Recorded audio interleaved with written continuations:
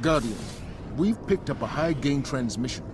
Origin point is somewhere along the coast, near the Cosmodrome.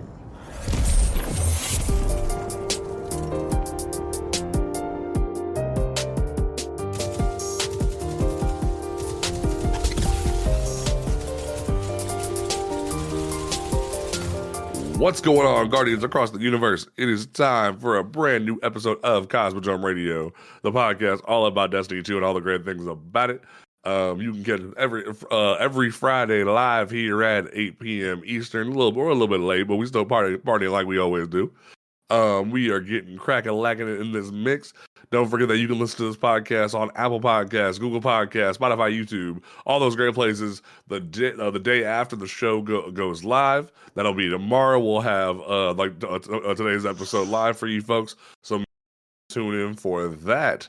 You also can follow us over on Twitter at cosmodromeradio.com. If you have any resources there, or at Cosmodrome Radio. I know Twitter/X is a cesspool right now, but we got to be in the know and whatnot. So please come holla at us if you need to make sure you holla at us. I think that's all based on. Oh yeah, we still have the merch shop up. Go to shop.cosmodromeradio.com if you want to piece some merch to support the show and whatnot. Make sure you do that. But otherwise, we're gonna go ahead and get started up in here. My name is Pat the Bowden. I got my vindication this week. It was a great thing. I feel glorious about it. To my right, yes, right. We have the man, the myth, the Florida man legend himself. Cajun Geek, how you doing, bud? I'm doing good, man. Doing good. I want you to know that, literally, whenever we need someone to go kill the Knights during Crota encounter, we just be like, "Hey, yo, we need you to be Florida man," and that's become the clan thing now because of you. Like last night when we were teaching the raid, I was like, "Monk, I need you to be a Florida man." He's like, "Bet I got you." Look what you started. Look, hey, you got to bring that energy. Speaking about energy, we're going to be talking about that when it comes to a certain other Titan. Oh yes. It's gonna be great.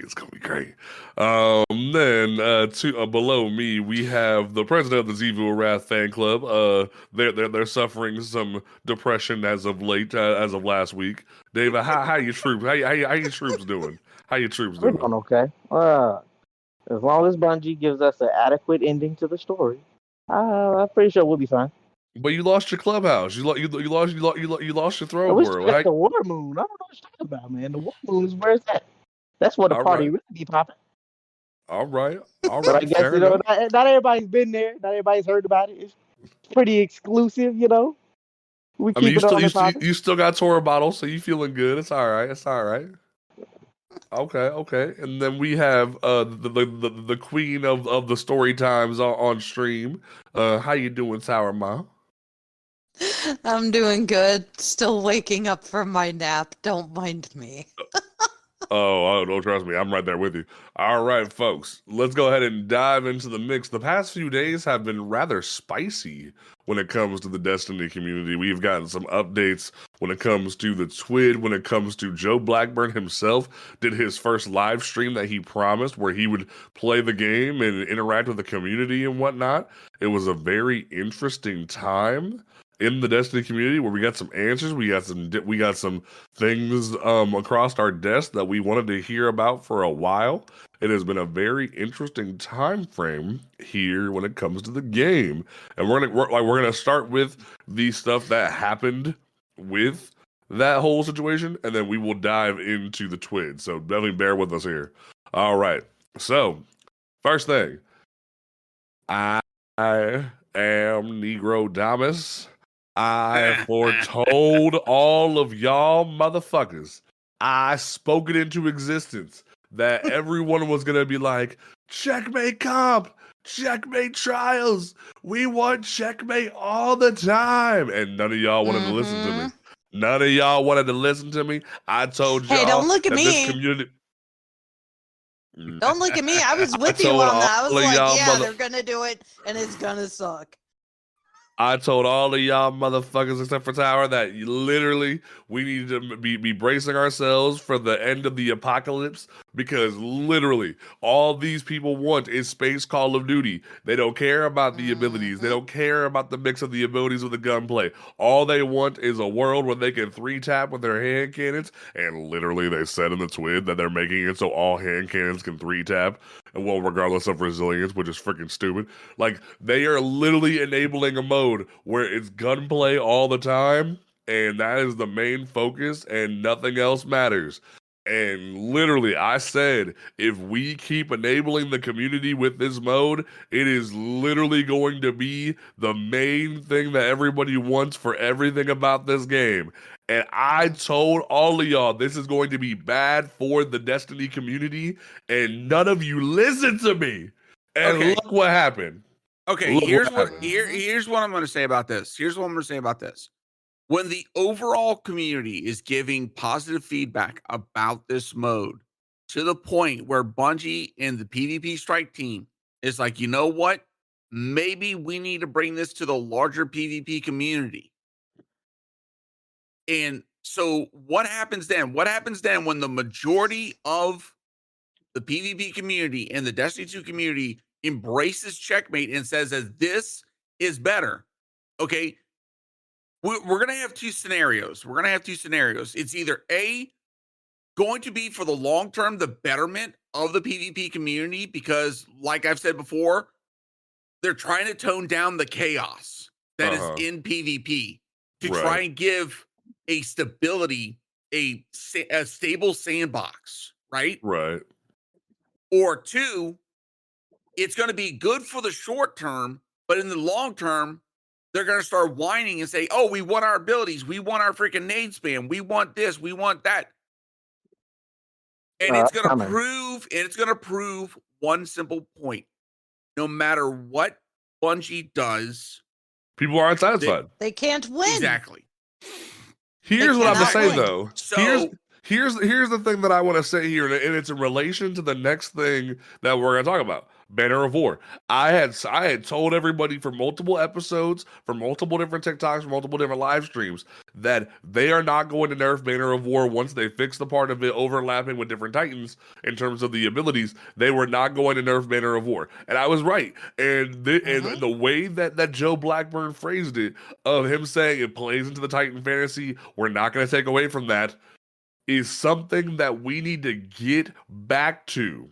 We need to get back to that space of developers saying, we don't care what you want. This is the game that we developed. We know this is an RPG at its heart. It plays into the fantasy. Because here's the thing. If the developers would have stuck to what they said about Titan Barricade back during the Firelight podcast a few months ago, where they said you just have class envy, barricades play into the Titan fantasy, barricades wouldn't have been nerfed. But they came and they gave into the PvP the fan base who just wants Call of Duty. And I don't like when my gameplay is slowed down. I don't like it, and they get annoyed, and it's freaking stupid. They don't want dynamic gameplay. They want shooty McShoot where nothing is different, and that's all they want. And it's frustrating. That's the biggest flaw with the PvP sandbox as a whole. And people will be like, well, Panda, you have a low KD. You don't know anything about PvP. Shut the fuck up. Yes, I do. I'm trying. Like, I'm literally to a KD isn't as important as the experience. Just playing PvP gives you the experience. If your argument to someone is their stats, such as GM reports, such as freaking dungeon reports, I'm gonna get to that. Crucible, etc. All that bullshit. If your first instinct is to go check someone's freaking report and then criticize that, you're elitist, you're freaking gatekeeping, and you have nothing to argue about concerning what the person is bringing up. And to that, at that point, I'm going to tell you right now, I will ignore everything you say at that point. Right. Like, there's a larger conversation with that's been brought up in the communities this week. I want to say that for the last topic of the evening. But in terms of that, yes, the issue at hand is people and the thing about it is I will agree with what Cage has said to a certain extent that there's been overwhelming praise from the larger PvP community, but look at people like I said Nomad, look at people like Cool Guy who have openly said all they care about is the gunplay. They don't care about the abilities. They don't care about the supers. They don't care about the everything else that goes into the mix. Their main focus is the gunplay because they want Space Call of Duty. And I'm not knocking them, but this isn't the game for that. Bungie has proven that fundamentally over and over and over again that this is not the game of for Space Call of Duty. We need to go you back want Space to Call of Duty, go play Halo. And everybody says over and over again, we want to go back to yes, but everyone always says we want to go back to the 30th anniversary where abilities were tuned well, where guns felt great, and we were in a comfortable state. I agree with that statement, but here's the thing: we were there. Literally, the only difference between 30th anniversary and now is abilities are a little bit too uptuned, and hand cannons aren't the only good gun anymore. We're in a really healthy place in the meta that no one wants to talk about. The fact where hand cannons, pulse rifles, auto rifles, SMGs can all thrive in a healthy primary meta.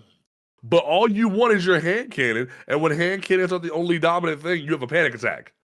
And they're like, oh, well, when hand cannons don't feel good, PvP doesn't feel good. Shut the fuck up. There's people already talking about freaking with the next patch that auto rifles are gonna be in the new meta.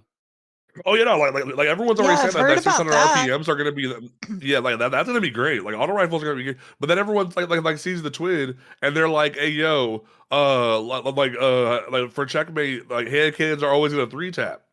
You know how terrifying that is for anybody who tries the Checkmate game mode and they walk in and immediately get tapped, and they have no way to counter, no way to figure out what they're doing wrong.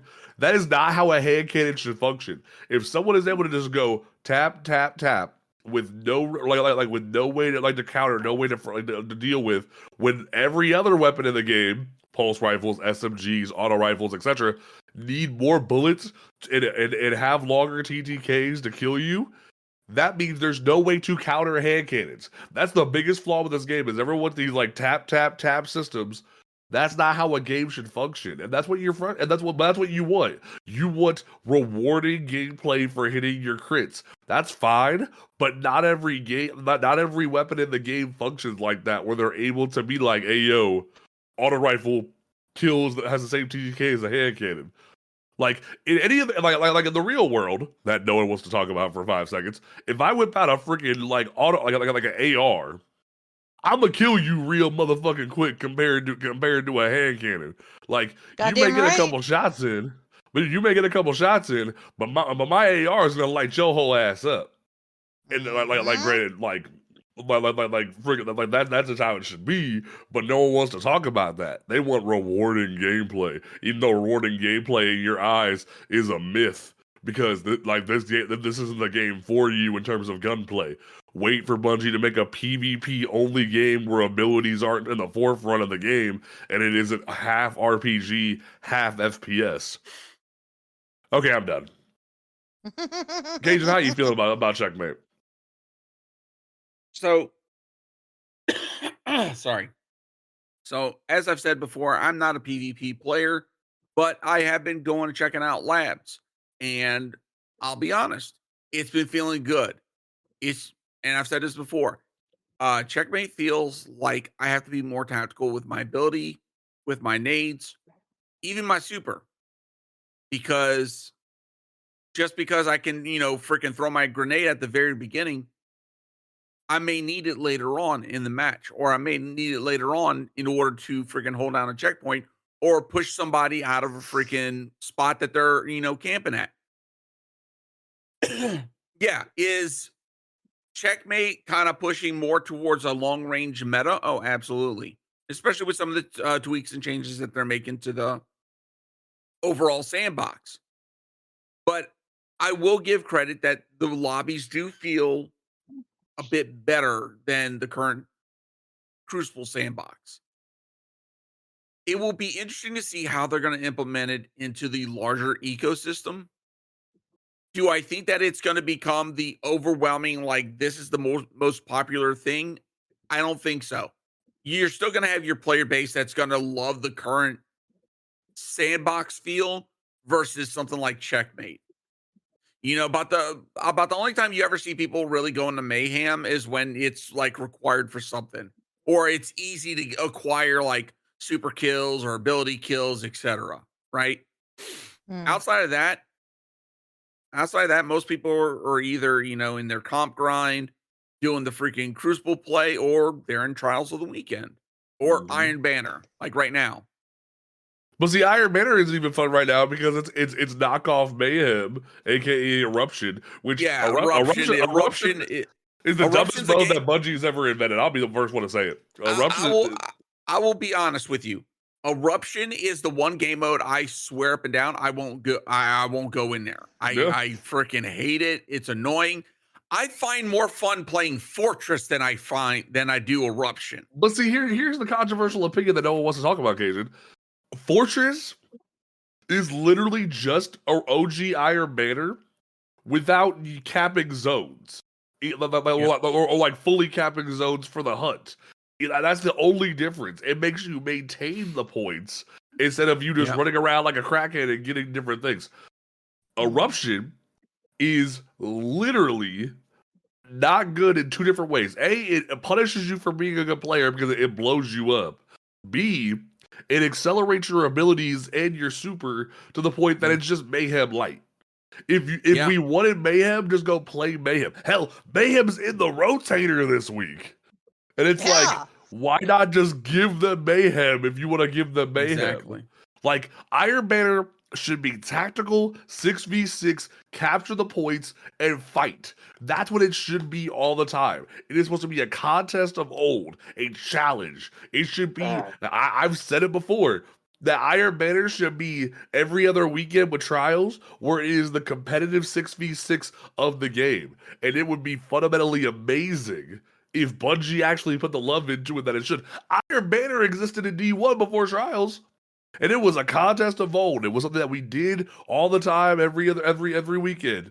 And hell, even during Solstice, freaking Satan and Saladin joked about, I'm supposed to have the Guardians this weekend. No, I'm supposed to have the Guardians this weekend. It was a funny freaking joke. Like, that's how it should be. And yet we don't take Iron Banner seriously, and it's frustrating. Disagree. Speak on it. Respectfully. So this is coming from a objective point of view. Okay. So the way I see it is, right, is you have to kind of cater to what players are actually engaging with, right? Okay. And if you look at it from that perspective, I'll be honest, as much as I enjoy more objective based, like slower movement game modes, kind of like Control and Bank Heist back in the day, if you know, you know. Ooh, Bank Heist. I'm still waiting on them to bring it back. I want it bad. I want it real bad. The thing about it is that I can honestly say from a genuine place that a lot of the community is burnt out on all these objective modes and genuinely just want places where they can go and have team deathmatch. Like, as much as I loved Control becoming the quick play, game mode, genuinely, it has done irreparable damage to Control and Control-like game mode. Because nobody cares to play the objective anymore. They just treat it like, as long as we completely overwhelm the other team or spawn trap them, don't worry about it. We'll get this done faster and we'll win without actually playing the game mode. So I think that Bungie does need to actually start creating more game modes that allow for that free form. Players just go out. We have that. It's called Clash. And the thing about it is, when Bungie tried to make a rotator where it was Clash, one match Control the next match, no one liked it. And they said, screw it, we'll go back to Control it and be in the main setting. Like literally, the game isn't really based for like just team deathmatch. Even when they tried to make Clash a main setting, people were like, "This is taking too long.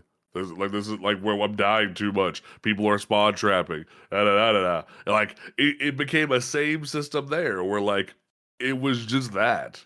So like So how I do think you suggest that we fix that without punishing other players for wanting a more dynamic, chaotic game mode? simple. We make Clash the main, like the main thing that doesn't leave the rotator ever. And we stop taking away the quick play lobby from the rotator when Iron Banner rotates in. And every weekend, we either have Trials of Osiris or we have Iron Banner. That way, it doesn't split the player base every weekend by having both. We have every other weekend. We have metas for them because it requires 6v6 different things. You give Saladin his own passage, or call it like a wolf token or some shit. I don't fucking care. Like, give him something, and you make Iron Banner be a competitive 6v6 mode where you need to rely on your teammates and go into the rut and fight it out like real wolves are supposed to. That would be, because the biggest problem with Iron Banner that keeps happening ever since like even before Beyond Light is that Bungie thinks if like when they bring in Iron Banner, they need to get rid of Control and Clash, and it's like, no.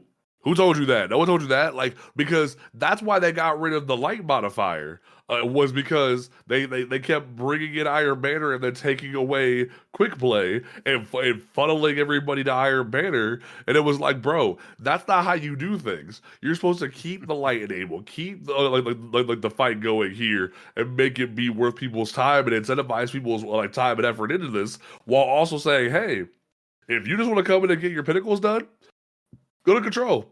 Go to Clash. Who cares? And be done with it. And like not de-incentivize people from doing that. It's like, well, if we have that, it will like split the player base. So it'll show you what people are more interested in, and it shows if you're not creating a healthy, dynamic PvP environment, that's on you as the developers for fucking up. Don't but isn't that antithetical to what you're talking about now? What in you the mean? sense that right now more people are calling for more Checkmate, and the fact that if under this particular rule of thought, if enough people call for it, that means it's enough. Like Bungie should focus all their attention on that because more of the player base is showing positive reinforcement toward it. I think at the end of the day, here's where I'll bite the bullet. If we get to a point like next year where it is like Checkmate trials, Checkmate cop, no one listens to Panda, and they don't care about the RPG elements, I'm gonna just sit in my chair and go do GMs and have a good day. Because at that point it means PvP was never for me. Bungie never lost their own vision when it came to PvP and stopped giving a shit about the RPG elements, and they're catering to a fan base that only wants Space Call of Duty. And at that point, it's not for me. And I will debate people to the end of the end of time. Already there though. Like, I'll be honest with you, I call a spade a spade. We've been there for quite some time. I disagree. I think I think the community wants it to be there. I think Checkmate is the first step into Space Call of Duty, because we've had a like the 30th anniversary was the first sign of we can have a balance, and then Bungie was like 3.0s, and it was like, what are you doing there, boss? And it just caused a whole lot of problems in the mix. And everyone's like, oh my god, ability spam, and it's like, bro, the only thing that's good about the only thing that's good about finally someone fucking said it. Oh yeah, no, Past Nation just said it straight up in chat. Checkmate is just literally D2 vanilla, and what's so funny is everybody hated D2 vanilla. They Am I the only person that enjoyed D2 vanilla? Yes, like, literally. You're not the only one, Devo. You're not the only one, Devo. I enjoy a slower, like I enjoy a slower. All we heard from the content creators was hating that. Like, yeah, because they like chaos. Like legitimately, they hated double primaries. They hated the slower TTKs. And now they're like, we want TTK slower. We want this and bad. It's like, bro, what do you want? Like I feel like Ryan Gosling yelling at yelling at the raid. What do you want? I'm telling you, you gotta start looking at the player like psychology. Players of this game do not want slow, methodical. They don't know what they want. Win your duels, PvP. That is not what just said. They don't know what the fuck they want. They don't know what they fucking want. They really don't. Every other week, every time something new comes out, it's we didn't want this, even though they were begging for it a year ago. Literally, that's the thing. It's two warring factions, or less than that. That is the way that this game goes. PvP, PvE, no matter which side you go, you got two warring factions that feel like the game should be pushed far in one direction or the other. Like PvP, you got people who want stuff to be more like gate kept and super hard. On the PvE side, you got people. Dave, I really hold on real quick. Hold on, Dave. I genuinely need.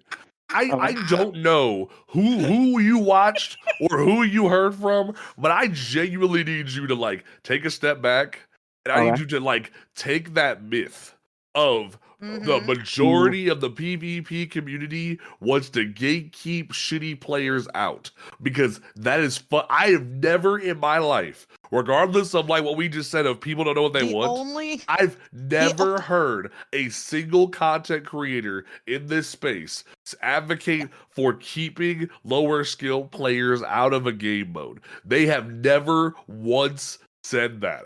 I will advocate till the cows come home that no creator has might hear that from like the only people who say that are the assholes who come in from COD and who specifically want space COD. That's those are the only people who are saying that kind of shit. Even the people who like are the top 1% who thrive off of trials carries, they want those crappier players to come in to give them an easier time. No one truly wants to gatekeep people out of PvP. Even when there was the talks of SBMM, unless you're a bigot. Unless you're a bigot, yeah. At the like even when there was the talks in between SBMM and connection-based matchmaking, at the end of the day, these people just didn't want to feel like they're sitting in a McDonald's like dining room when they're playing a PvP match. That's all they wanted. Like I've gone back through so many freaking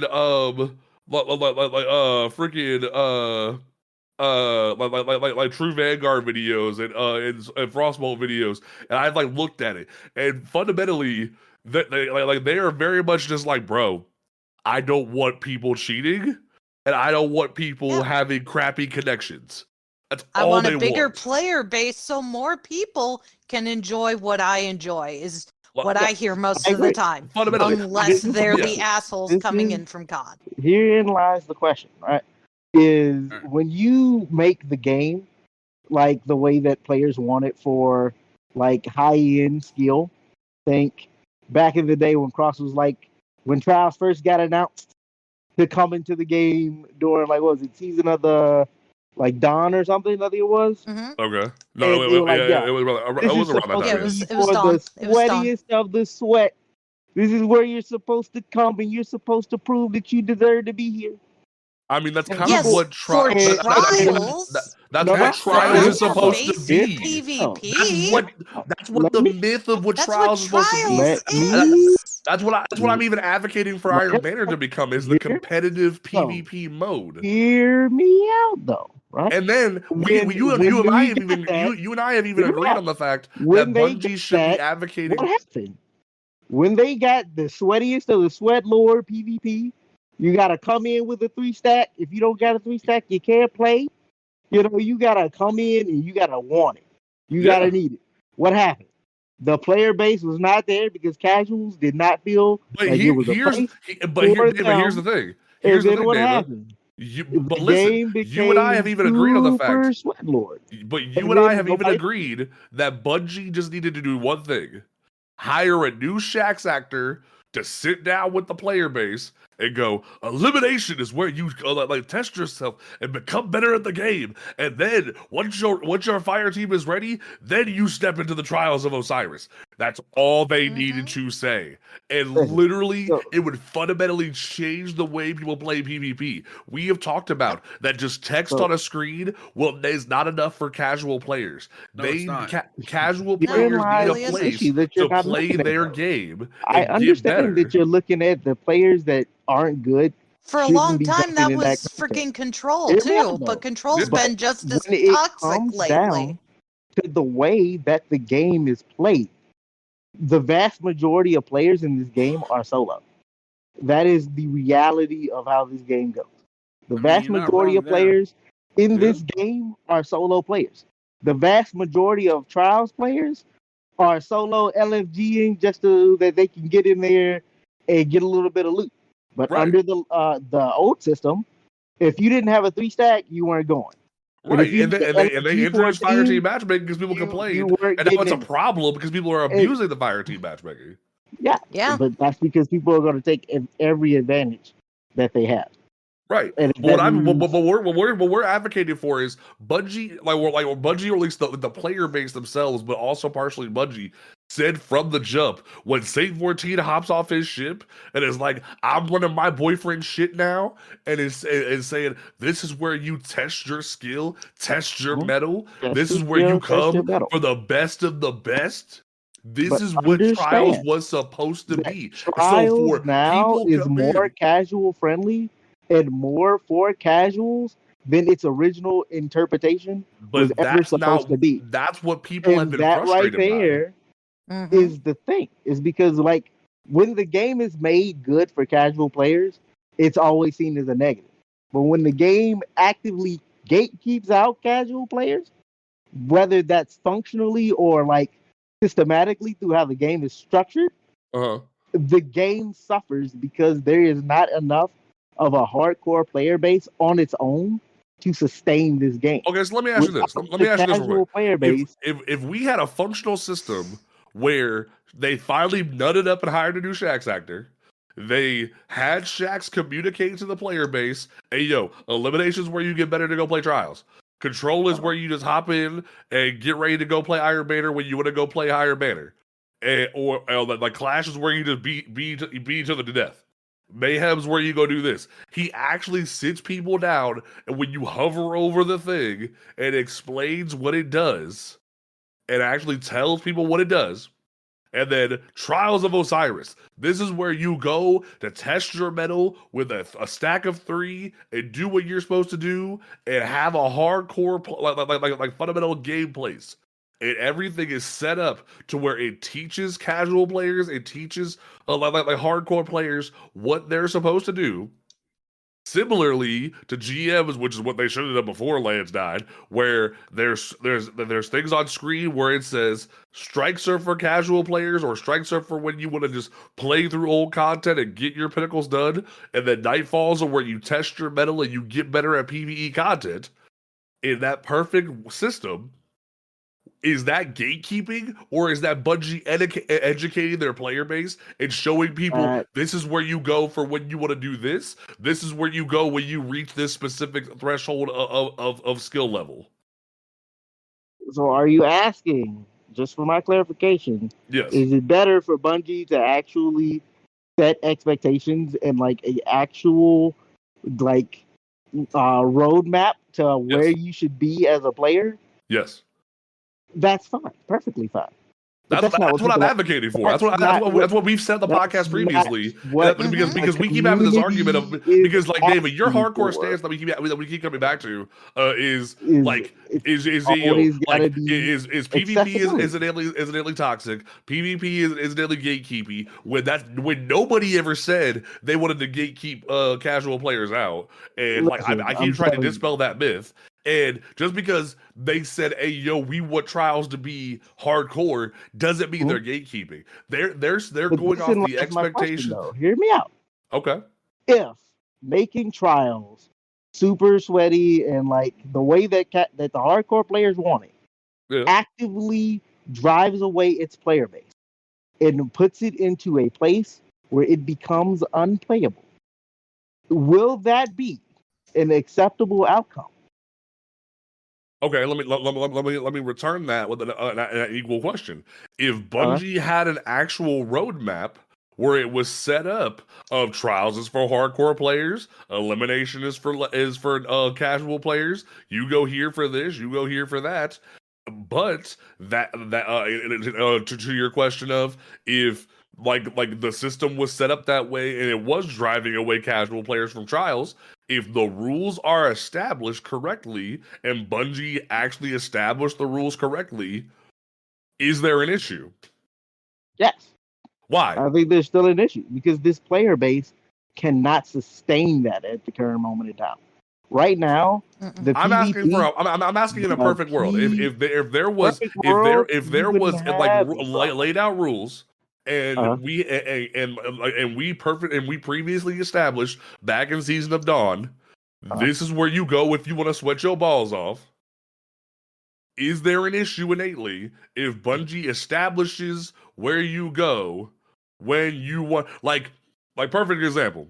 I'll go back to my Pokemon references since since you like my Pokemon references. Game Freak says in Pokemon Emerald, you can't go to the Battle Frontier until you finish all 8 gym badges and beat the Elite Four because you need to prove yourself worthy to go to the Battle Frontier. Let's use Battle Frontier as the upper echelon of PvP or Pokemon versus Pokemon, similarly to here. If the established rule system is you have to be on a higher skill level to succeed in Trials of Osiris, and if Bungie established those rules firmly with no qualms, no bullshit from the community, and Bungie said, "Hey, yo, this is the rule. This is what's set up. This is what we're establishing." But you see people like casual players upset as to they can't survive in trials, but Bungie goes, "We set up the rules, motherfucker. You wanted to fuck around and find out. You fucked around and found out." What's the problem with that? There's no problem with that. But the problem is in our current system, the player base cannot sustain itself. Trials at its current iteration, even if we were to make it into this perfect world, with the way that players currently engage with it, Trials cannot sustain itself. You have a player base that is at almost Deadpool levels. And I don't think anybody can argue that. And actually, the player base is actually doing very well right now compared to other seasons. People are complaining that look, they're going up against the same teams constantly, week after week after week. Something's wrong there. That's the higher skill people saying that, Deva. But that's the higher skill people saying that because there's no lower skill people able to come in and be able to learn the role. And plus on top of that, there are so many players within the PvP community that sit there and argue about having to get a new lobby every single freaking time. Okay? Because if you're in a matched freaking lobby, as in there's a good, decent balance between both teams, why should that lobby be reset every single freaking time? There's no need to. Yeah. Because here's what I keep noticing, David, when it comes to our discussion, honestly, especially when we had the discussion about day one versus after day one raid experiences. You very much want this this system where hardcore players, whether it be PvP or PvE people, shouldn't have their places to play. And we should always let the lesser skill players come into their into their space and be be a hindrance to their experience, and then them complain, "Hey, this is too hard for us. Make it lesser." And the hardcore people don't get to have their experience, and that's what you've advocated for in 2 different spaces, both PvE and PvE. I advocate for accessibility. There should never be a time in a game where players are like, "Hey, we don't want you here because you don't have this or you don't." No one has ever said that. You literally take that talk in your. about You all the literally time. just You did, don't have the Panda. weaponry or the time in the game to play, so we don't want you Okay, to. let me rephrase what There I'm trying to should say though. never be a Let me time where rephrase what I'm trying to say players though. should do that. Because let me go back to let me go back to GMs and day one raid experiences for a second. Because we've talked about multiple times that to thrive past lanterns, Warring factions. to thrive past lanterns, to thrive past like multiple encounters in a day one experience, you need good builds, you need good team comp, you need good communication, you need all these different things that a non-casual player probably doesn't have out the gate if they're just LFG. Similarly, PvP with trials, you should like you will not succeed if you don't invest the time into learning the gunplay, learning the systems, learning the abilities, things of that nature, to where you can go flawless.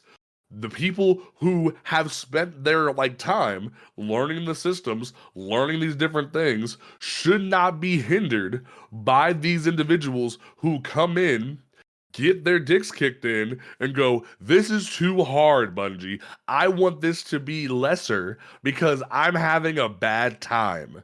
And that's because you're punishing the people who invested the time to learn the systems, literally, because people want to come in, get their loot, and have it be accessible to them because they have 5 jobs and 50 kids and don't want to input the work. And here's the thing: I'm all for just because someone works and has kids doesn't mean that they don't put in the work. Tower. I'm using the meta. I'm using the hypothetical I'm like just 5 saying, jobs. right now you sound pretty gatekeepy. It's like, look, I'm using the 5 jobs and 50. I'm using the 5 jobs and 50 kids joke because I've heard that from people who have been like, I don't have enough time to play this game, so I want to easy carry through this raid. Like that shouldn't be what we should be advocating. And yet you're for. literally you're literally sitting in a podcast with someone who works, has a kid, has their life, has to go and do things, and still puts the work and time into it, right. but can't do so as much as other people. You just answered the thing. You put the work in. You put the work only in. Because this is my special interest. Right. You put the work in, and you make it worth your time. And I'm going to say this, and it's going to sound a little mean, but I genuinely think that people conflate the idea of casual player with like the idea of lazy player. Casual players, those are two completely different things, dude. I'm a casual player. Most definitely, yeah, no, like they're totally different things. When we as a community talk about casual players, the like underlying connotation under it is these players are lazy or they don't want to try. But I've met people in this space that don't want to try, Dave. That's the thing. I've met those individuals. What I'm trying to advocate for at the end of the day. Those individuals, I've met the individuals that want to gatekeep everything.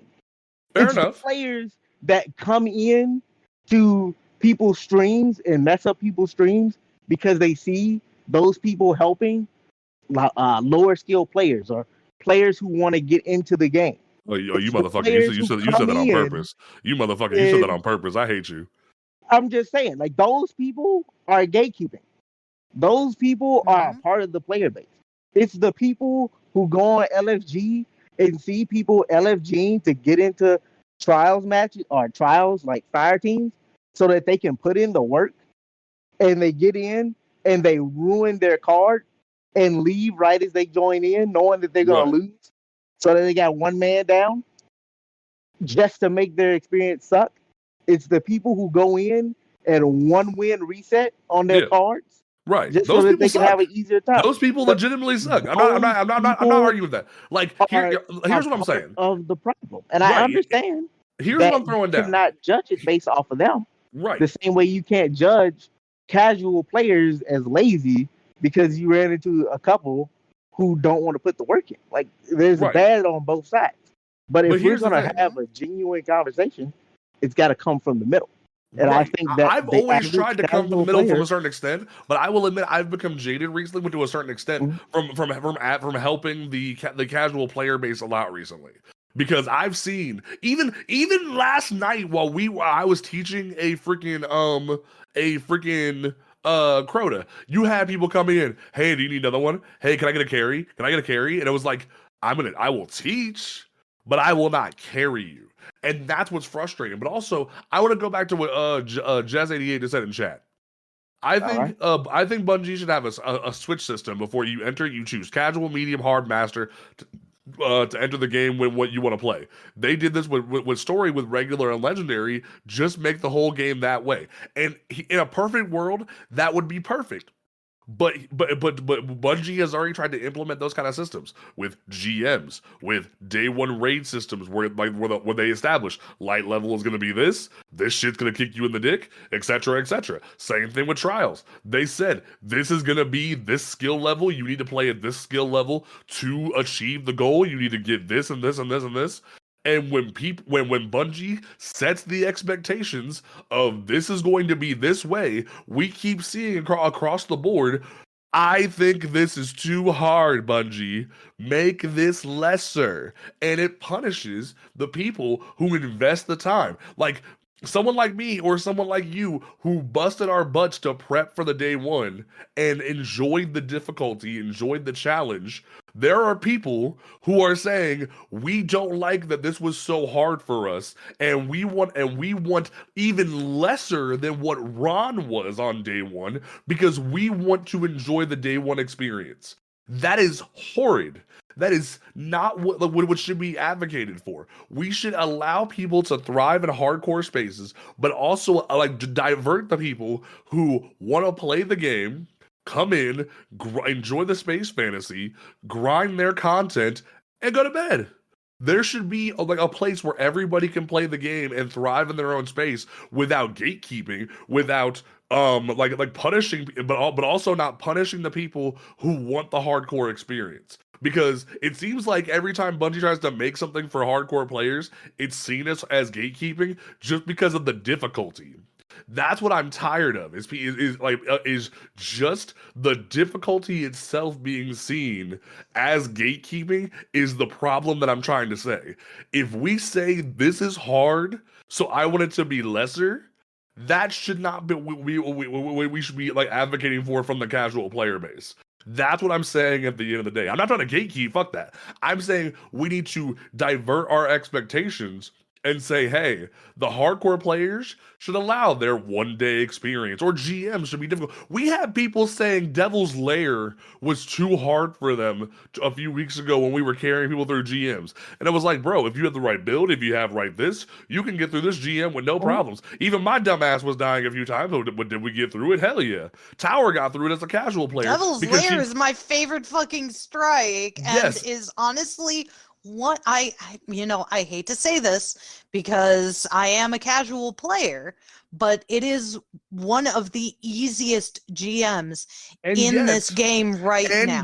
And yet people die all the time. And yet people want it to be easier, Tower. That's what I'm trying to say, is that we should not be saying, hey, yo, make this easier because I'm having a bad time.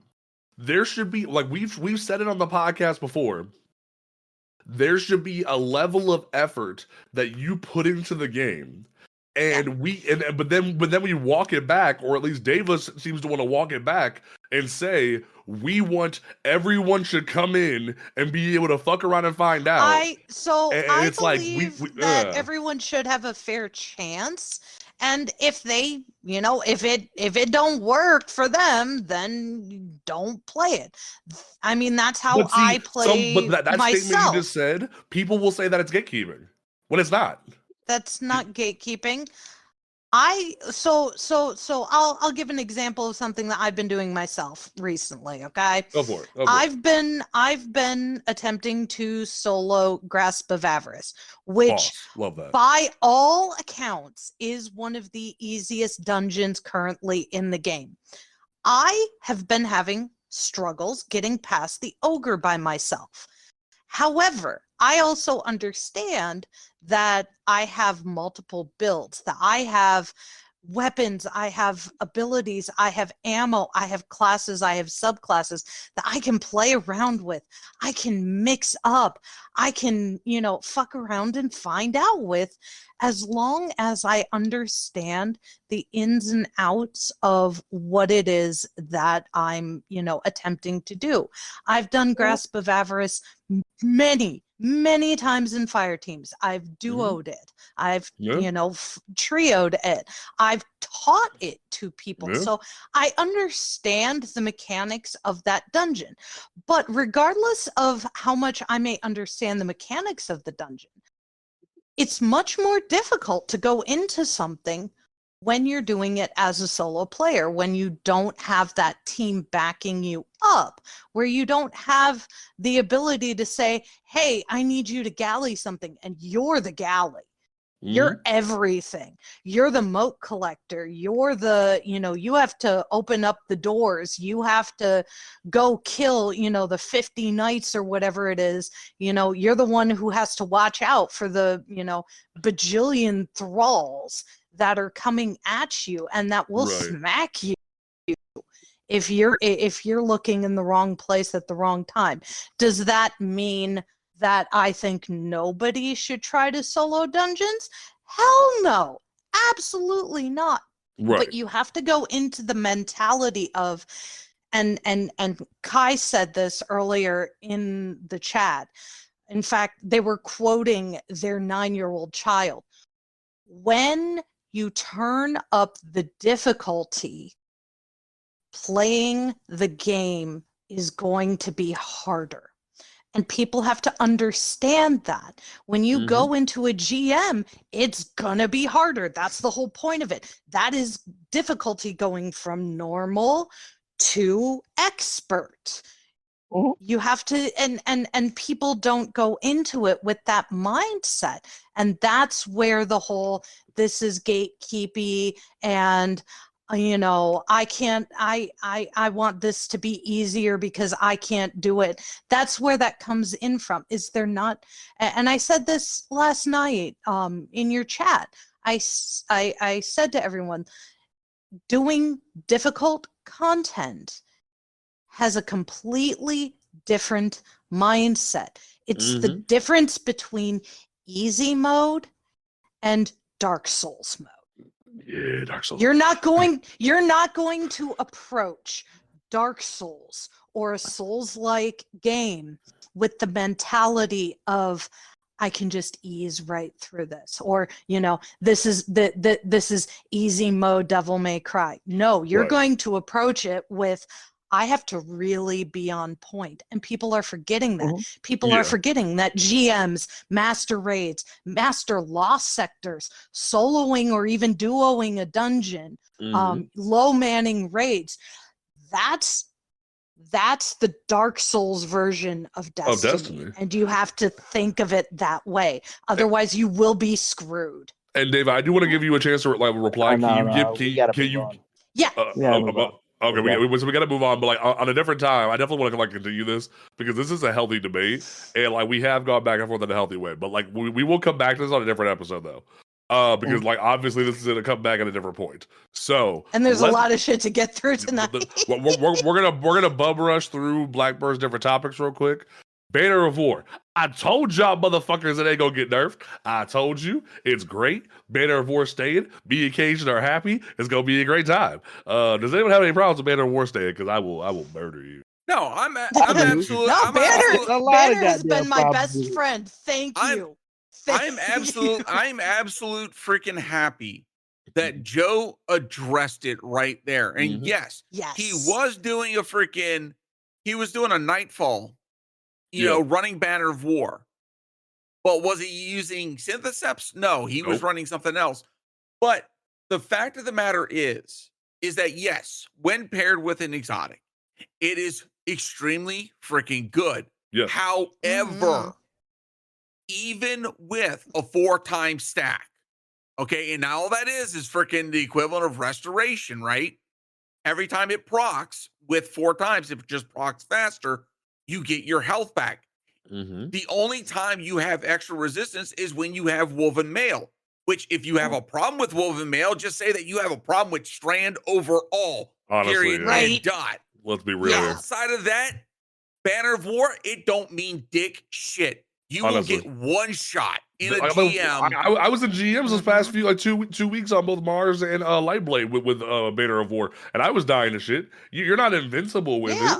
So like people need to like get that. Just because there's been a few people who like have gone into like Riven and like 3-man Riven or like done hardcore content doesn't mean though like the people who just enjoy Banner of War should be punished. We need to stop we need to stop that kind of mindset of we should punish like an ability or a certain thing in PvE just because hardcore players are abusing it. Like that's kind of what happened with Loreley, but Loreley was an outlier where you could survive white mechanics and raids occasionally. But at the same time, that sort of like hive mindset of we need to nerf this kind of needs to stop at a certain extent. Okay, UI overhaul. Bungie is still working on to adjust the UI and better provide information to the player, buffs and debuffs. They understand the current frustrating and hope to have something ready for the final shape. Hell yes, I love this because you don't know how many times I get frustrated in a Crota where your well counter disappears just because you want to have your chalice meter on screen. I am excited to see what happens with this. And I've seen some people have takes of like, oh, they need to go the route of Final Fantasy 14. Here's the thing. For those that are not familiar, Final Fantasy 14 literally puts it in your hand. You can freaking reorganize, change every aspect of the UI, make it literally your own. Okay. Mm-hmm. Here's the thing. That was built from the ground up from when the game launched. Yep. Okay. Yeah. So that's not something that Bungie can do. Yeah. For something like that, for Destiny 2, that would take a monumental effort. Okay. There are several people within the UI team that have touched on this and addressed it. Would that, literally have to shut down the game for like a month to recode it. Yeah. And that's not okay. Not to mention how long it would take to introduce a new engine or something like that. Right. Oh, no. And I see the comments, and I see some of the comments already. Final Fantasy 14 is the only game that does that. That you're right. They're not the only one, but they were built from the ground up to have that accessibility. Yep. Mm-hmm. Okay. Because they learned something like Destiny. And that's the one thing. I don't think they learned Destiny. Destiny 2 is also a game that doesn't allow UI modification or third-party application modifications such as World of Warcraft. World of Warcraft allows those type of mods in order to improve the user experience at their own quote-unquote risk. Yes. So you have to take that little bits of caveat. Bungie's very particular about their system because they're trying to keep. I know we give them shit for the freaking amount of cheaters and the amount of hackers that are in the game, but pretty much they're doing it from their, it's their baby. They're trying to do it as best as they can. Right. So the fact that we are getting a UI overhaul, I'm happy. Hopefully we get more information before final shape, so that way it kind of prepares us as players to what to expect. Hold on, I want to date check something. Yes, Final Fantasy 14 did come out prior to Destiny. By like a month, if not if that's it. By like a month. That's a pretty sizable time. All right. Also, no, you're right. It's longer than that. It's a 4-year gap. I apologize. It was a 4-year gap. I apologize. Yeah. But no, that I definitely feel like the UI does need to make some differences, but I feel like Bungie is doing the best they can to a certain extent when it comes to hardware. They're using an old ass engine. They're trying to upgrade the engine ever so much. Like the Tiger engine is only able to support so much, and I feel like Astrocross made a great video on the Tiger engine's history a while back. I feel like a lot more people need to look at the fact that the Tiger engine isn't like Unreal. It's not Unity, thank God it's not Unity. And it's thank God it's not Unity. There's a lot of different situations where they can't fix every little thing, but they can fix some things. So it's like, they even told us before, hey, yo, do you want to do Destiny 3? Or do you want to keep playing Destiny 2 in this engine? They're like, we want Destiny 2. And it's like, well, you got to play in the sandbox you want it, kids. So, there's that. There's that in a nutshell. Stasis. The team is focused on tuning the kit and smaller additions, possibly new fragments, but no new aspects. That's fine. But can we get some modifications to those aspects though? Because the reason why and that's where I think the focus on the tuning of the kit is definitely right there. I think we're probably going to see some overhauls to some of the fragments, probably some overhauls to some of the aspects. Yeah. I'll be honest. With some of my predictions for freaking season 23, I'm really hopeful for what we're going to be seeing for Stasis. Here's what I'm saying specifically for Titan. I can't speak for Warlock and Hunter because I don't play those Stasis classes that much. But for Titan specifically, I want Glacial Quake to matter in PvE because other than a few niche situations like Kali or Riven, you can't really do anything significantly to a boss. I want them to take the melee modification from Howl the Storm and just make it a second melee out of aspect, because you have no idea how much better things like Consecration and Howl the Storm and Fletched Storm would be if they just were melee modifications and not just aspects. Because if you could have a build where Howl the Storm is just your melee and you could have Diamond Lance here, Cryoclasm as your aspects, and your fragments thrive, the build would flow so much better. The build would flow so much better in a healthier way. Same thing with Consecration. You could have a system where you have Consecration as your melee instead of having Shoulder Charge or Bog Hammer, but you also could have Pyro Gale on with Sol Invictus and Roaring Flames on, and it not be super busted, because it would be in a healthy system without being crazy. They need to they need to stop doing these Howl the Storm / Consecration / Fletched Storm style melees and making them aspects. They need to be alternate melees instead of doing them like that. I think that's a big thing. And then also just make shatter damage matter more in PvE and tune it correctly for PvP. That's the biggest thing overall for all three. Make shatter damage matter the same way suspension matters, or the different things with strand matter, like severing. Make stasis and shattering matter the same way sever does, and you'll solve your problem all the way right there. I can't speak for Warlock and Hunter. I don't know if y'all want to speak on it, but that's just me. For Hunter, we need more build tools, because I don't think Hunter stasis it doesn't feel like a subclass. It feels like I'm running blue favored fucking slushy Hunter. Genuinely. Outside of you're not wrong. Once was the Shatter Dive meta is now become just here you go. There's no reason to use any of the verbs whatsoever. Honestly. It's really just outside of spamming really Silence and Squall and PvP and Gambit. Yeah, pretty much. Even that's not even that impressive anymore, because people just run away from it. Honestly. Unless you just drop it right on them, or the ever infamous Inteus Ward that takes your shit away from you. Just slide right into it. I'm taking this. It's mine now. Hey, no, my Inteus, you criminal. Look, it sucks to throw your super out there, and then 2 seconds later, your super's like, "Hey, I'm back," but not for you. You call the ambulance. Hating on my Inteus. Hating on my Inteus. All right. Well, any comments from the Warlock Peanut Gallery on how we can change stasis? Because I feel like stasis on Warlock's pretty decent, to be honest. It is okay. I do believe that they could make some adjustments to the aspects and fragments. Honestly, I think when it originally dropped, it was at its best. They've done a lot to nerf it with regards to the distance that you can shatter something, the mobility of the super, because the super has always been meant to be a mobile super. That's the whole point of it. For the melee, I do believe the distance is a little too short. But yeah, definitely, adjusting the aspects and fragments give me the ability to give me Vesper but stasis, because there is a fragment that we have that allows us to freeze enemies who come near our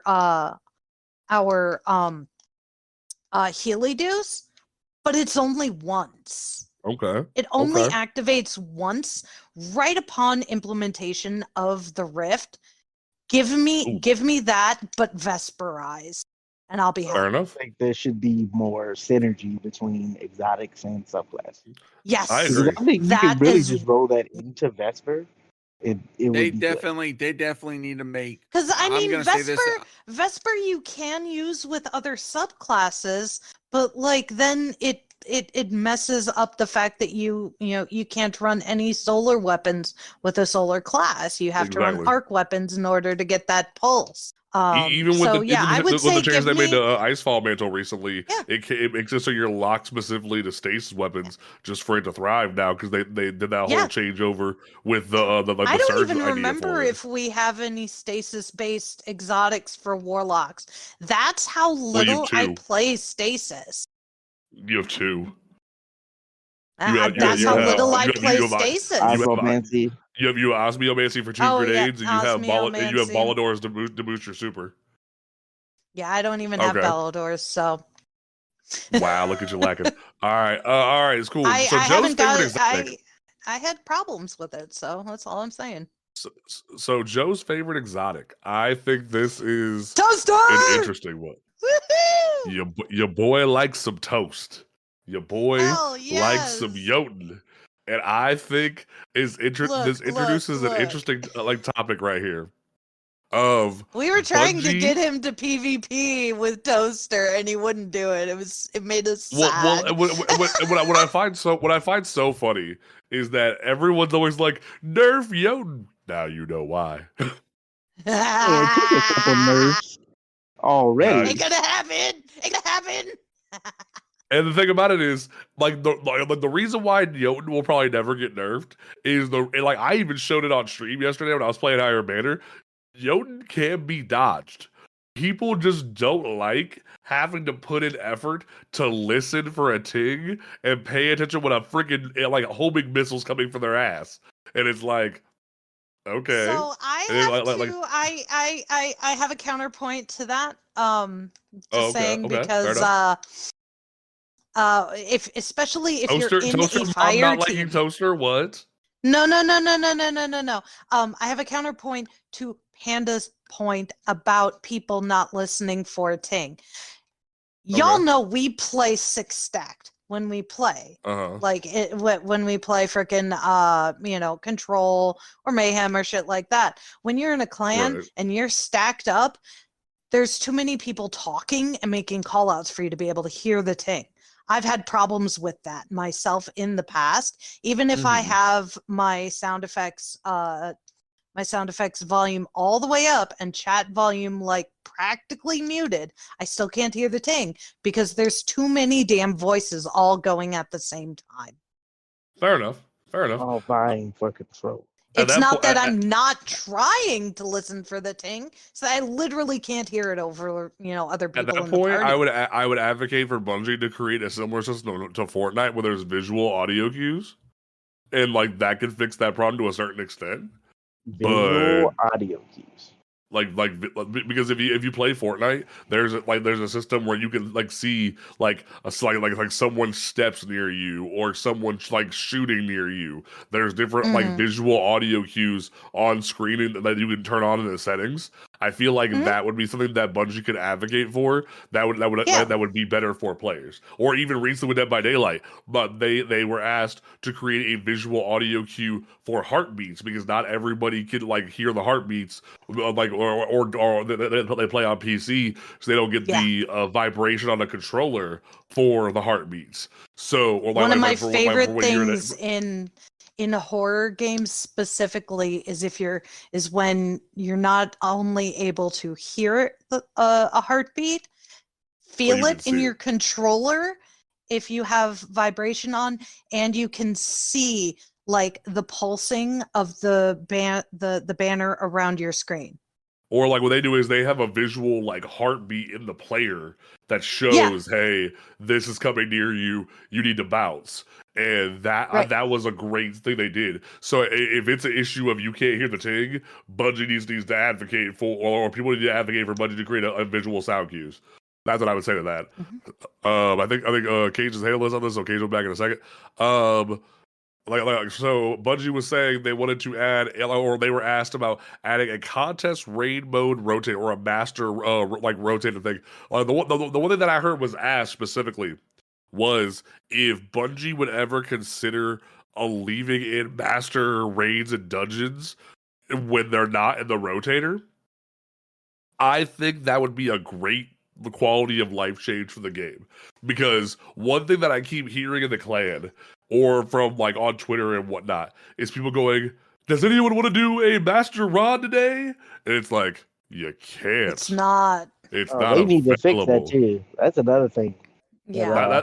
That's what the topic was in Lightbird's chat was, can you fix that? And they're saying they're working on fixing that. Because like people have been wanting to be like, hey, can we go do a master dungeon? Can we go do a master raid? And it's like, you can't. Like, you can't go do that. Not in the rotator. And if it's not the rotator, and there was a minute where motherfuckers would like challenge me and be like, nuh-uh, I can go do a master rod right now. Try it. Yeah, you can. You're Click not on gonna get the fucking loot. Well, no, you can't. You like that's the problem. You cannot go into a Master Rod or a Master King's Fall, Vogue, etc. if it's not in the rotator. So, that's what people are asking for is, can you give us Master Dungeons and Master Raids when they're not in the rotator all the time? And I think that'd be a great quality of life change because the challenges are still rotating on the weekly rotator, but they don't have access to them if they're not on that. And I think that would be a great quality of life change for people if they could go do those master challenges, master dungeons, and raids, whatever they want to, because people want to get their seals done. People like perfect example. If they ever like add a master last wish or a master garden, which please Bungie give me master garden, please, I beg of you. Like, do you know how many people would go crazy over master last wish? Give it to them, please. Oh, dude, yeah. Like literally, like if we ever had a day, like look what's happening right now, where with Root of Nightmares, where the next time we are going to see Root of Nightmares in the rotator is January.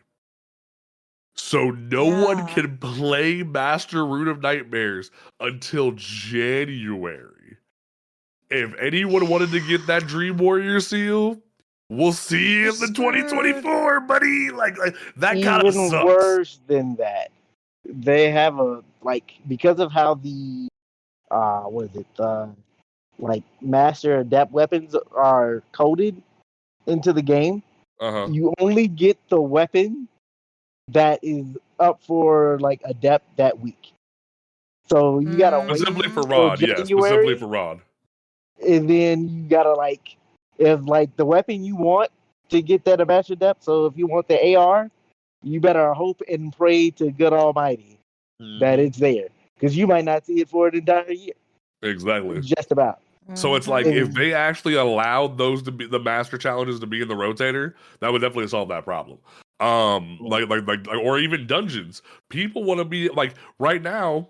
People want to go do master dungeons and like get that challenge done and grind. Do you know how awesome it would be if master dungeons were accessible all the time for people, so people could go grind duality and grasp of avarice for what's the word? I can't think of the word.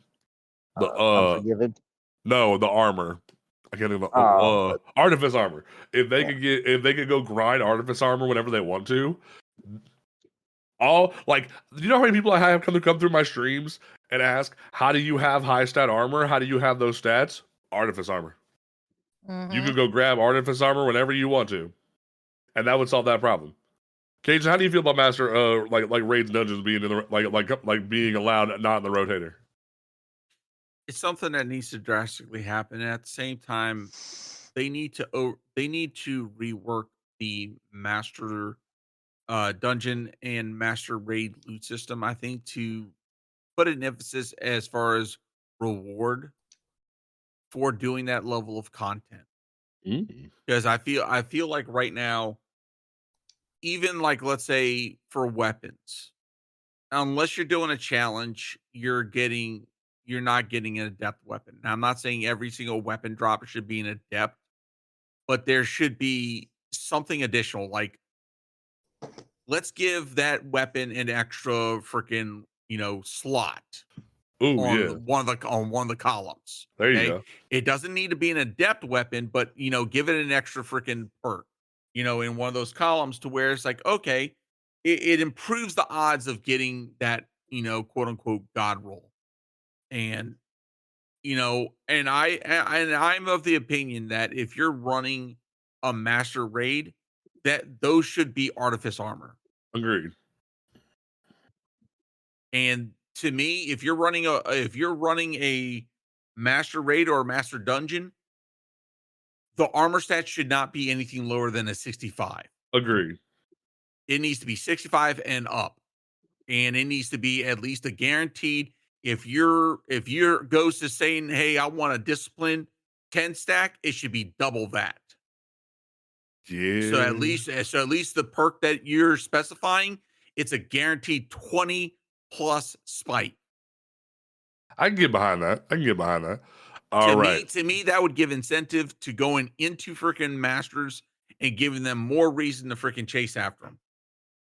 Fair enough. Okay, well, let's go ahead and burn through this TWID real quick, because TWID had some interesting changes for the Festival of Lost. For those who don't know, Halloween is coming, as Tower would say. Spooky season! There it is. All right, so like get ready for Tuesday, because we're dragging Grandma Ava out the broom closet again. That'll be a fun time. Not the broom closet. We have a whole merch piece from freaking Guardian Games where we drag around the broom. So this year we are getting a new type of engram called an eerie engram. Well, we're going to be able to earn eerie engrams by doing haunted law sectors and legend haunted law sectors, which are brand new this season. We'll have a higher chance of dropping eerie engrams. Cool, I'm down. Because truth be told, regular haunted law sectors ain't shit, and that was my biggest issue that I've had. I even said it last week. Please don't bring haunted law sectors back. And look what we're doing, bringing haunted law sectors back. But whatever. Unless there's something new to add to it. And what are they adding? Legends. So that means we're going to be getting some better loot as well. Hopefully. And you got these new eerie and the engrams, so we can focus. We can focus for previous seasons. We got hocus focusing. I wonder what intern came up with that pun. But like, Leanna. No, she's not an intern, but like, yeah. I know, but she probably was the one who came up with it. I'm saying she's dad jokes galore, and I love her. There's enough goth individuals within Bungie that I guarantee you someone came up with the idea and they all like jumped on it like freaking basic white people on freaking pumpkin spice lattes. Oh, probably. So spice was in full effect. So they're gonna make it so the different eerie engrams will weapon eerie engrams will have a higher candy cost. But then there will be the exotic eerie engrams that you can farm for. There will be different things where you can pay for exotic arms. Exotic arms will cost 1 eerie engram and 2,500 candy. Legs, same thing across the board. Everything's across the board the same way. Randomized Festival of the Lost weapons will be 1 eerie engram and 500 candy. Specific Festival of the Lost weapons will be 1 eerie engram and 1,000 candy, which I'm not that mad about. Then we have the weapons eerie engram. We're bringing back Horror Story. We're bringing back the Macabre. We're bringing back Jurassic Green, and we're bringing back we're bringing in a new a cosmic grenade launcher. That'll be fun. Is that every Halloween weapon, or was there? Were we missing something?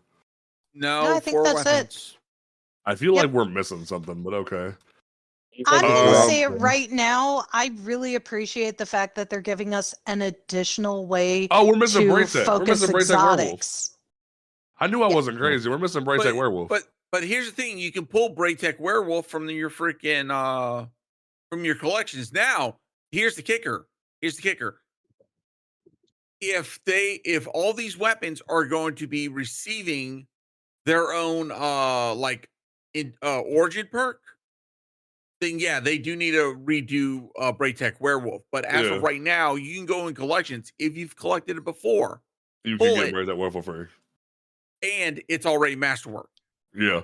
Okay. So with the exotic eerie engrams, you basically get like every freaking exotic arm ever.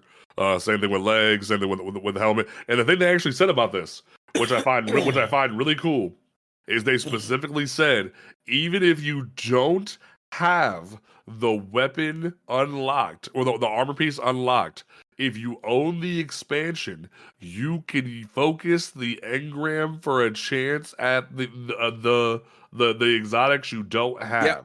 And that is so great for newer players. Shout out for Bungie for doing that. I respect that. For new and returning players, this is going to be an event. If you've got DLC that you've either just recently obtained or you've had and you haven't been able to complete your exotic collection, this is your chance once again. And you do not have to pay for the event. Nope. You can get extra. It is free. Cosmetic rewards with the event card, but you do not have to pay to play the event. Let's get that information out there. Now here's the controversial thing that Panda's going to talk about real quick. Oh dear. Motherfucking mementos. Let's go. Now, people, the fans of the show will know that I've talked about mementos before and how Bungie needs to make more mementos. I've been saying every raid should have its own memento, but then Bungie said, "Hey, yo, guys, what if we have a holiday event exclusive memento? But here's the catch." It won't drop from just doing the activity. It has a random chance to drop from an eerie engram. And it won't even be at first when you start the week. It will be at some point throughout the event. We'll do this because obviously this was a last minute idea.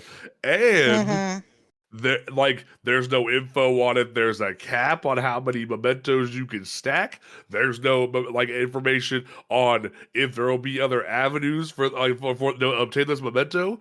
It is an event exclusive memento. For those who don't know, mementos are things that you can put on crafted weapons to add an extra shader or effect onto them. And this one is like an all blackish maroon type thing.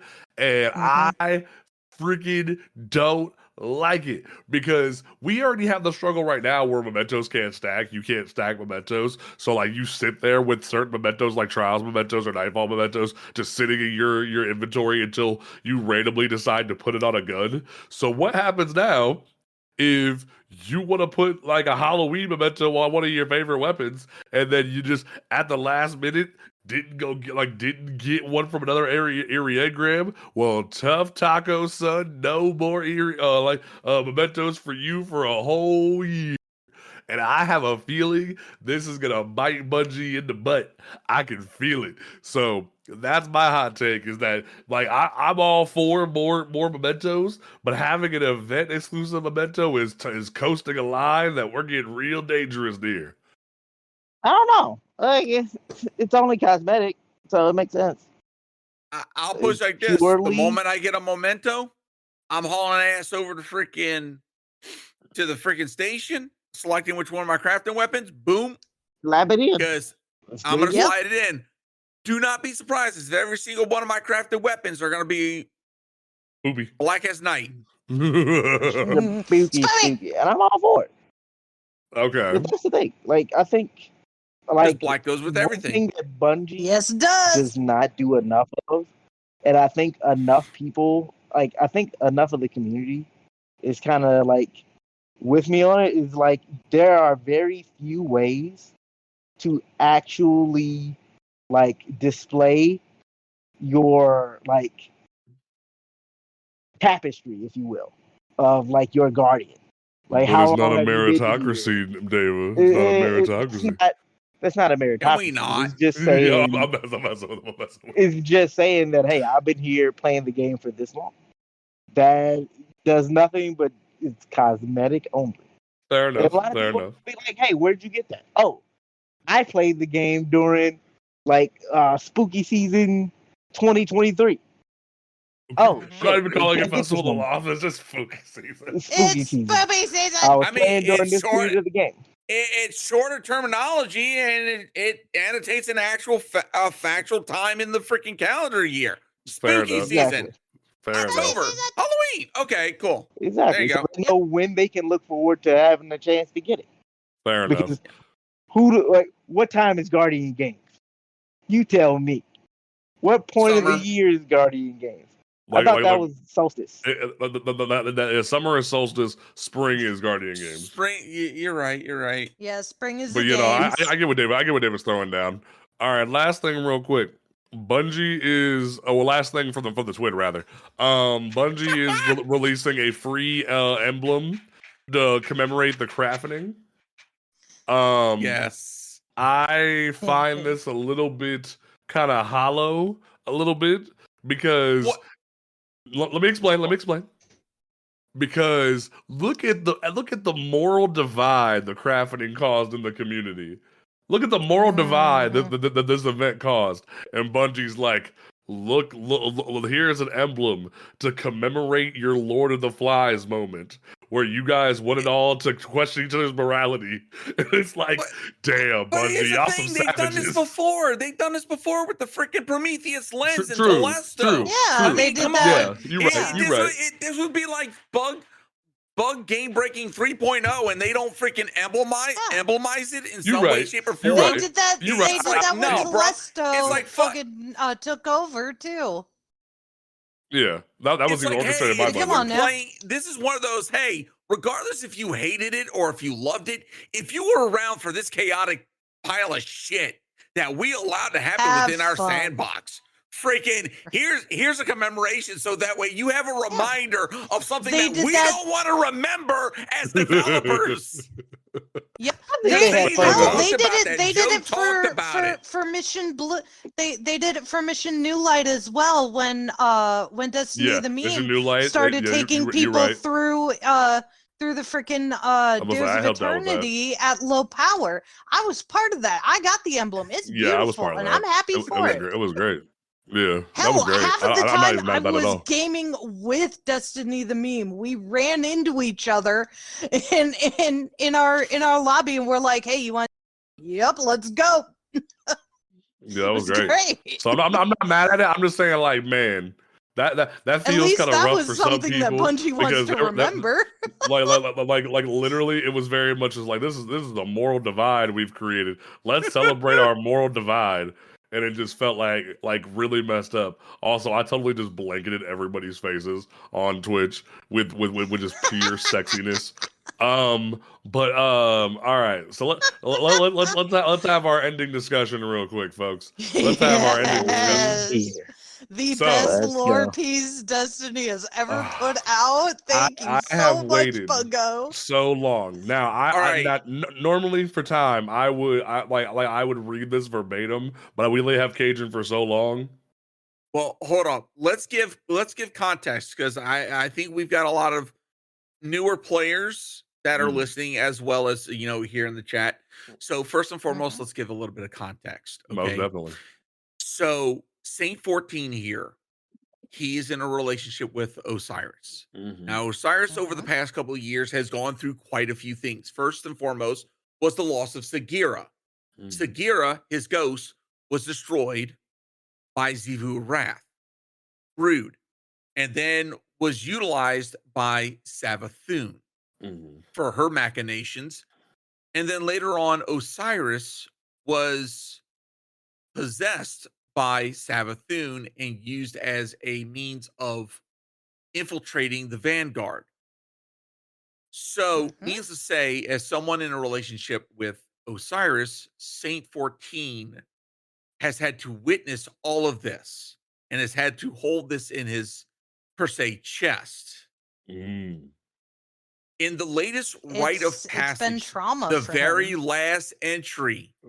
The last entry of this week. Let me abbreviate this real quick. So the last entry of this season's lore book specifically cultivates like something that is what I like to call justice, because vengeance. Because as we know, Savathun has been resurrected. She is like there's this moment where she's floating through her throne world back home, and she's like sort of like struggling. She's kind of struggling, trying to get back to like being used to being alive. And then out of nowhere, she's been gone for 2 years. Or a year and a half, whatever it is. And just out of nowhere, you just see this hurling disc of light come out of nowhere and just knock her to the freaking ground. And as Saint rolls up, he tries to talk shit, bam, dead. Amaru shows up and is like, damn, really already? And he brings her back, and she tries to talk more shit, bam, dead. And he's like, bro, chill. What are you doing? And he's like we get the point. And she's like, bring her back. I'm not done. And he's like, bro, no, you need to quit. And he's like, Amaru tries to leave Saint literally says, you will bring her back until I am tired. Yeah, until I am finished. And he's like, nah, dog, I'm bailing. And he tries to transmat out. And Saint 14 domes. He puts up a bubble, and his helmet obviously blinds anybody in it. So he's like, bring her back, motherfucker.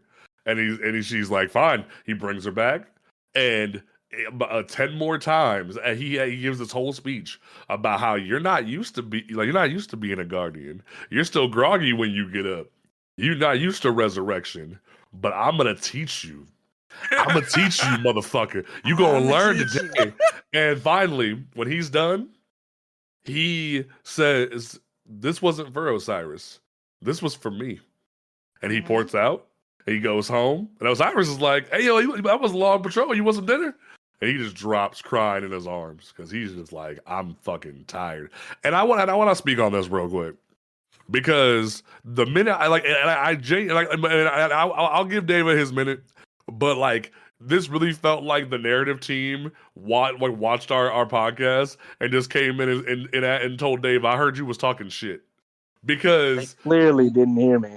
Because no, I think they did. Because the reason why I say that is because this scene is a culmination of what we've witnessed the past like 2.5-3 years of toxic of also like people in the fandom that I've dealt with recently, where I was even supposed to go onto a different podcast as a guest, and I had a really toxic individual being homophobic and questioning Saint 14 Osiris's relationship, and saying that like they've emasculated Saint and whatnot.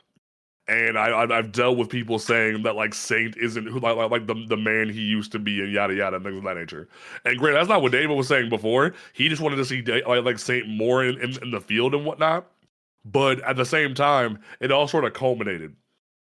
And this moment very much was like visceral anger, visual frustration, and someone lashing out after feeling powerless.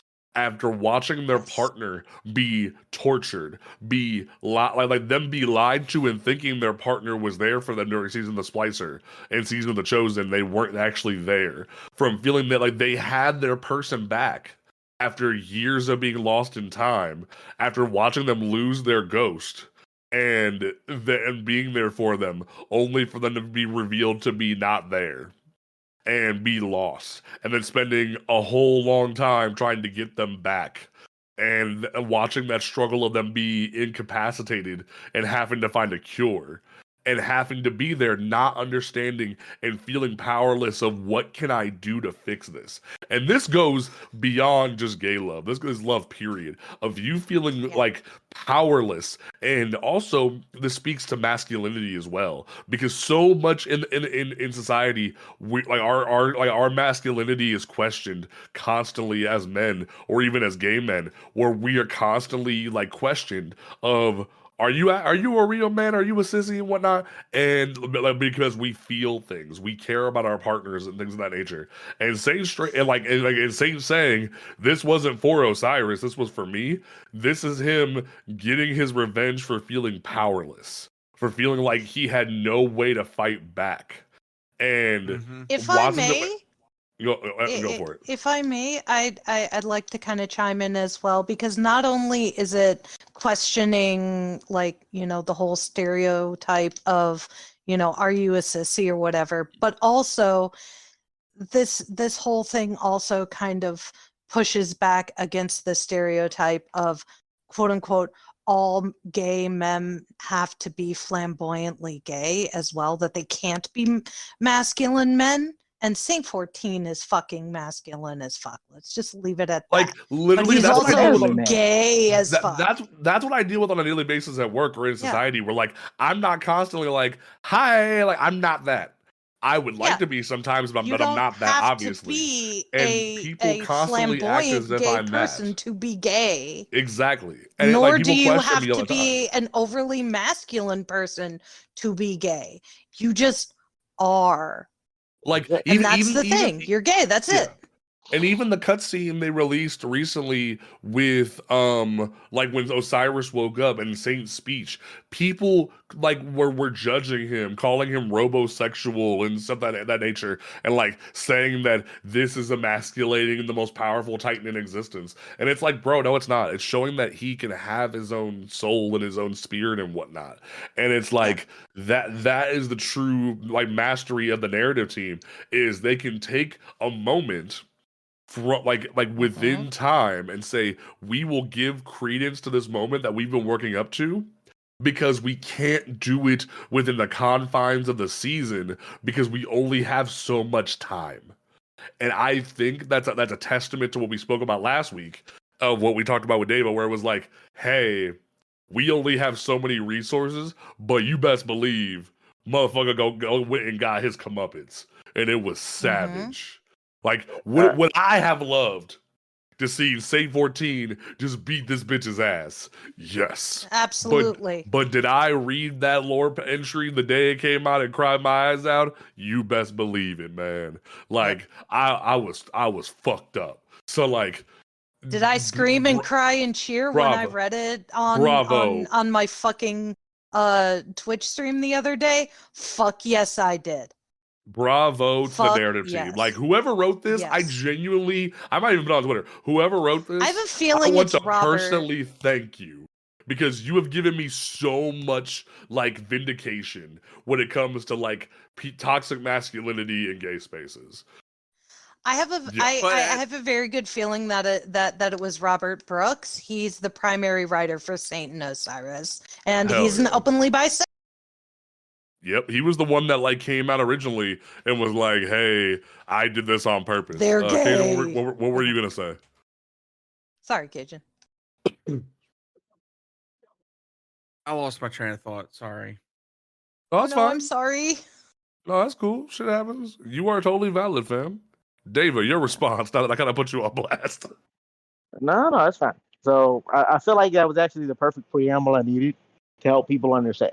So, in general, I have two completely different feelings about it. Okay. Like, I perfectly agree with you guys' assessment that this was, like, absolutely needed. Like, I am happy to see, like, this kind of writing for Saint, because it answers a lot of fucking issues that I have with this character, especially during, like, the ending of the season. That was one of my biggest grievances.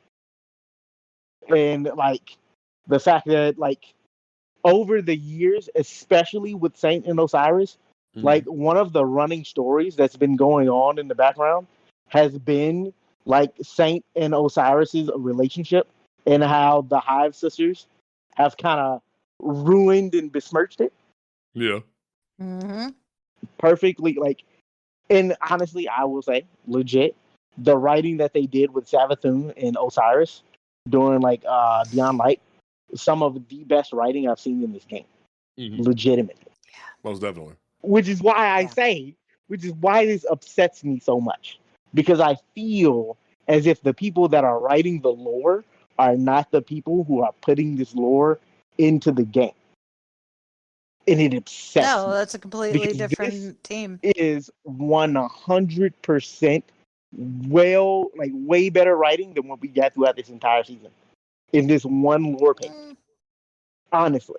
But interesting take. The fact that this is something that players have engaged with, players are invested in, and you choose to put it in the book that a lot of players will not engage with because some feel like it's a waste of time. Others feel as if, they don't want to read. It's wasted, and it upsets me. It upsets me deeply because I feel like this is something that we should see in game or at least have it nodded to. Like, you don't have to put this in the game, but you could show us as the player to have an engagement with Saint, whether we just happened upon him after finding the SOS. Like, somebody put out an SOS and we just happened to get there right as he was leaving. And he was like, hey, why is Savathun's dead body here? What the hell is going on with you, Amaru? And then Saint's like, don't worry, I was just leaving. And then you get this lore page and you see what happened. Players would be far more engaged, and this would be a much more impactful moment. But to have it squirreled away in a book that I would argue 60 to 70% of the player base will not engage with, outside of Mylan, Bife, and Sticky telling them that it happened. Yeah. It does it so much of a disservice. I was so happy to see my boy Saint get his get back because the disrespect was immaculate. And for them to take that moment away from Saint, honestly, I feel like I gotta go and put in an appeal with the hold by the writer's court because my boy was absolutely dashed. This was his moment. I get what you're saying. I get what you're saying too. But I feel like it's just I've adjusted but it was my expectations. Season. Exactly. I've adjusted my expectations. Season. Like because let me give you a perfect example. Let me give you a perfect story so far about Saint, Osiris, and Savathun was never done in their seasons. It was always kind of the background. A subplot going on in the background. That's fair because that's there fair. was things. That's there a fair was assessment, definitely. There was things like the Boots the Assembler when where Osiris was trapped. There's things like the trials, weapons and ornaments that have had their lore pages and whatnot. So I see what you're saying to a certain extent. I will say though, I think where me and Tower are kind of at is we've adjusted our expectations because we know they're limited by what they can do per season. Perfect example. And truth be told, if I would have been vindicated and Cade would have never came back, and this was just Ikora's unresolved on Nightmare haunting her. Look what happened during Season of the Haunted. Ikora's nightmare was Cade, and my original theory for the Lightfall trailer was that's Ikora's nightmare. That's not nothing for the Traveler. That's Ikora's nightmare rolling with her. That way she could get through the conflict. And that was enough for me because I read the lore book. I saw the cool nod and was like, bet. And I understand the limitations of what Bungie can do within their seasons. So this was I felt like Captain Holt from Brooklyn Nine-Nine going, vindication, because it felt good. Right? I get what you're saying. I would have loved to see Saint just cut this bitch down. It'd have been great. But I understand the limitations of what Bungie can do. Hell, you know what would have been dope? If I could get like Saint's voice actor to read this to me. Like, dude, that'd be great as hell. But like sometimes you Get gotta go with Brian to what you got. read it. And I Oh am my totally God. fine. But I think do he's get what on you're Cameo, saying. by That, the like, way. I if he was, I would flip my lid. Like Yeah. legit. I think he's I on don't want to Cameo. take this away from you guys because it is a fulfilling, like it feels a void. I feel that. Mhm. But it's like to me, it just feels so hollow. Like I love And it, that's valid. but I'm That's like, absolutely fair why love. is it that you write him so awesome in the lore, but you don't let me see it? Like one of the things that I love about Cade's character is that the Cade that you hear about in the books, you see in his last stand. Like in his last stand, you see why they call him Cade. You know, you see what you hear in the books and why he's such a badass and why he's so cocky. Because he just makes shit happen. He's Mr. Make It Happen. Yeah. And I then get what you're saying. But you don't see that level of writing with Saint or Osiris, and that bothers me because those are two of my favorite And to characters. be honest, if you actually put like go off of what he A, he's not on Cameo and I'm depressed, but B I like if you actually look at what he's saying to a certain extent, it kind of feels like gay erasure to a certain extent because they're only allowing other than Splicer and like the moment from last season during the Deep and like certain moments and also the moment in Plunder. It's almost felt like gay erasure to a certain extent where they've had, or queer erasure in general, where they've had to push it to the sideline, or the fact, truth be told, there's people that to this day They've done that with Anna and Cameron too. It was just all dialogue rather than any like actually seeing Anna and Cameron together. Or like to this day, some people don't even know that Oryx is like technically trans. Let's keep it a book. So it's like that, but that conversation is not there for some people. But it's fine. I definitely hear what you're saying, but I love that we all can sort of agree on my man got his kickback. Got his get back. He got his get back. Hell yes, he did. So you know. That when that was definitely real, amazing. man, and it was beautiful. Vindication. And if anyone wants to buy me the Saints helmet from Numbskull for my birthday, it just passed, I would very much appreciate you. And Watson even said he ain't done yet. 19 inches a full Saint, but like even Watson even said in chat he ain't done yet because he got Zivu still to come play with. So here in a few here soon, Dava. It's about to be you and me squaring up. Zivu is like, as much as I want to say that I totally he needs to get back with Zivu. Honestly, compared to what Savathun did, can you honestly say that it's the same? Like, granted, yeah, I mean, Savathun killed his ghost, cut off his collection to the light, and then fucking possessed him. So she did more than what and Zevo Wrath did. Most definitely. Zevo Wrath just made some off comments. Desecrated their relationship, ruined his reputation. Had my boy out here saying he gotta prove himself to his student to prove that he got a liability. Got my boy acting different. Yeah, it was very much one of those moments. So we will definitely get to see here soon. But we're gonna go ahead and wrap up the show, folks. I'm gonna do my closing statement first because I like and just echo the statement of Mr. Captain Raymond Holt. Vindication is all I need. It's just vindication, and I don't want to hear no one talk shit about my boy ever again. And if you got shit to say, you can come see me in the Crucible. Cajun did have to depart because he had to get ready for work. We definitely went over time on the episode because we was talking too much shit. Well, so like just know Cajun is here in spirit, and he loves all of you children. So definitely be there for your boy Cajun because he's putting in that grind. Tower, what is your closing statement for episode 48 of the show? My closing statement is, oh God.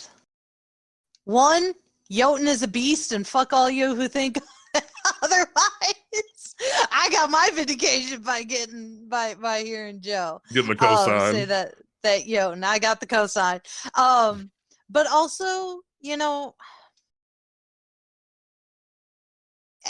everyone's got their struggles. Everyone's got to deal with their shit in the game and stuff like that. Gatekeeping is bad, but learn what's your strengths and weaknesses, and work with it. Because if I can, you can.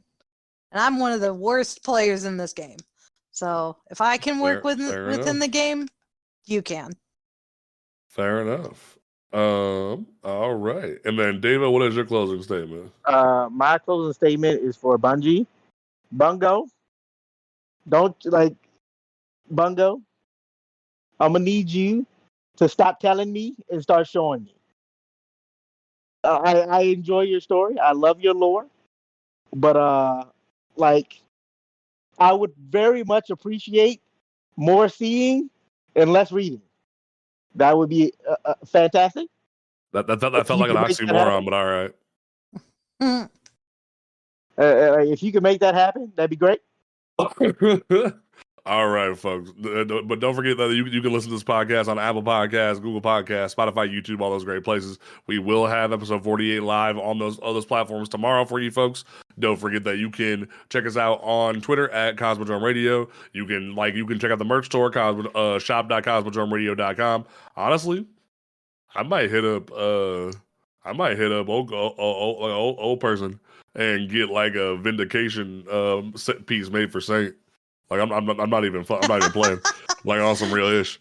You about ready to call up Sketchy and be like, I might have to hit up Sketchy and be like, can we like I don't know how it would be, because like I want to put Craig in there somehow, like shout like yay in the background of just like beat the ass, but like I don't know how to make it like comical but also respectful. I'd have to like talk to them about that. But like they just call the shirt Vindication. Like there's a shirt that's Vindication. But like we'll have to work on that. But like make sure you check out the merch store. We have the Pride design still there. We have the Raid design still there. So definitely cop those. I might even do like a special edition shirt for Christmas. So like that'll be a limited release. So we'll definitely work on that as well. But we will catch y'all folks next week. Well, for episode 49, we're almost at 50 episodes. I'm tripping. It's gonna be great. I'm gonna try to get like a special guest for that. I gotta figure that out. But we will be back next week. Peace out, folks.